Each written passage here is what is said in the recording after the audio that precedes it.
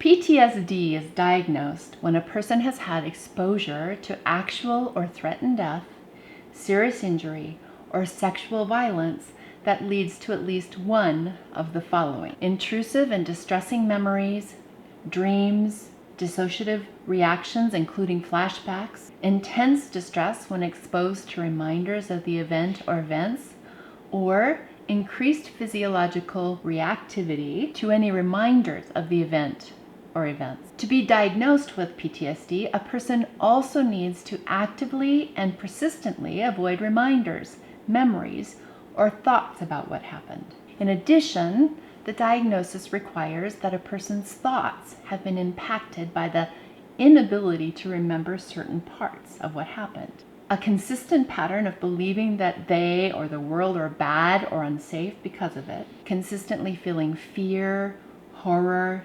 anger, guilt, or shame, and having difficulty experiencing positive emotions, and trouble feeling close to other people. When someone diagnosed with PTSD is confronted by reminders of what happened, they're likely to have angry outbursts that could include verbal or physical aggression, self-destructive behavior, hypervigilance, which means that they're constantly on alert for danger, an exaggerated startle response, difficulty with concentration, or sleep problems.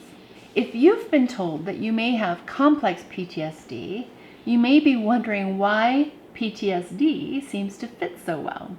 The truth is that the mental health field uses the criteria that I've told you about here to diagnose PTSD.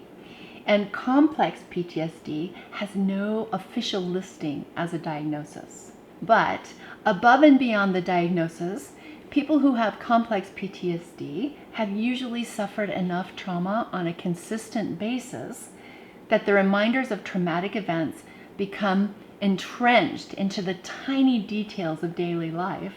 Thus, it's considered a more severe and difficult to treat form of PTSD. Pete Walker, in his book about overcoming CPTSD, says that there are distinguishing features that would indicate that a person has complex PTSD. They include emotional flashbacks. I talk a lot about these on my channel. It's those moments that make us feel that we're in danger, often related to some benign interpersonal interaction that was dangerous to us in the past but isn't a current threat.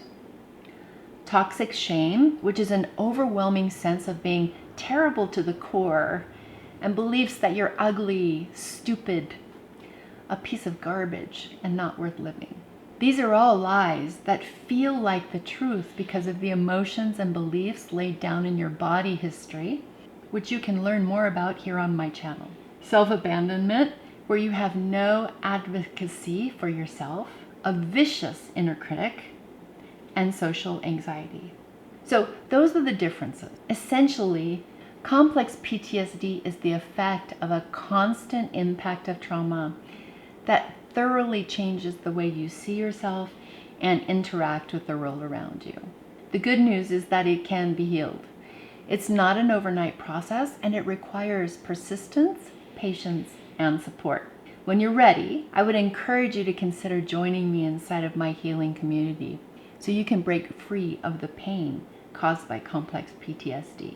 The link's in the description. I'm Tamara Ridge, the therapist that's been there, helping you understand complex PTSD and giving you hope that you can heal for real.